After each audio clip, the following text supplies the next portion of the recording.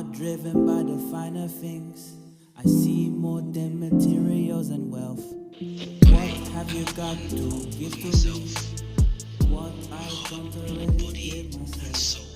You are driven by the... To a brand new episode of Illuminated DiiSCLAIMER. Hope you're having a beautiful, fantastic, loving day full of illumination. I felt a little bit, flowy today, which is good. We should all get into a state of flow, so yeah, just move around whenever you can. Now, I'm going to tell you the episode, the title episode. I just go like this. Yep, you guessed it, we're talking about overcoming negative self-talk. Now, it's funny because today, not even today, over the last few days, I've just been, I guess, more in a slump when it comes to things. And the first thing you're probably thinking is Sydney's in a slump. Yeah, slumpy Sydney.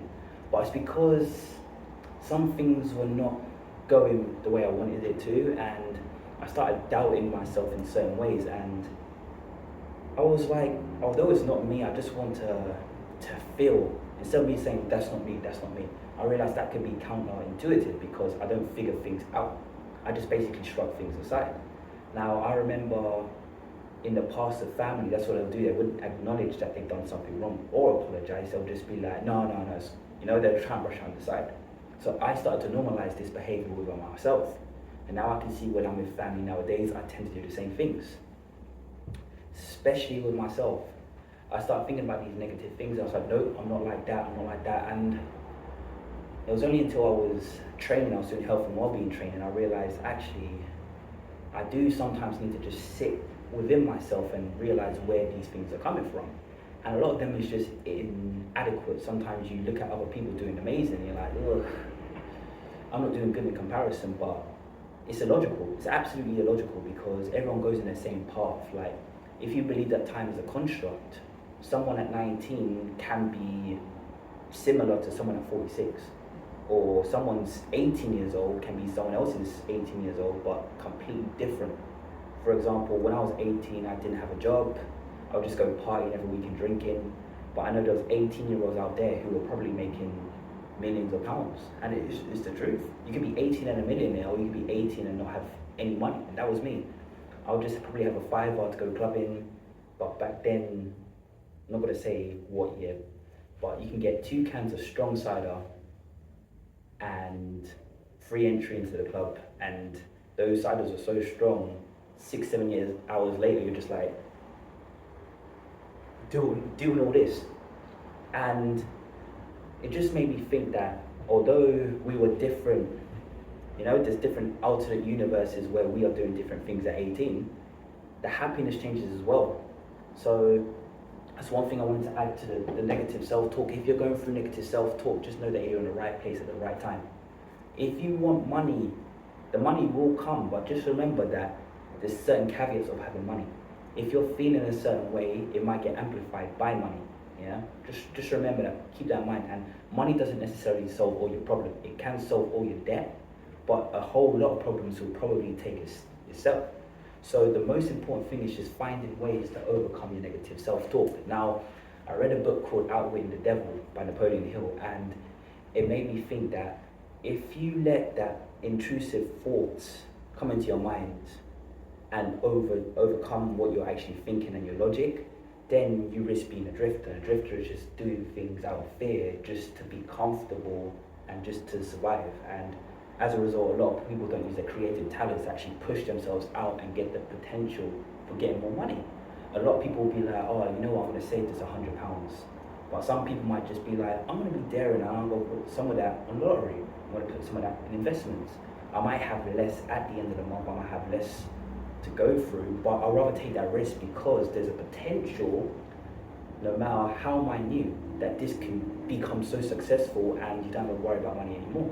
And it's about overcoming the self-talk and the doubts and the false beliefs about yourself to actually think, wow, you know what, let me take more risks and do it because time is short, life is short, isn't it? And that's what you kind of do when you do this talk. And that's the thing about outwitting the devil. Sometimes we do have intrusive thoughts, don't we?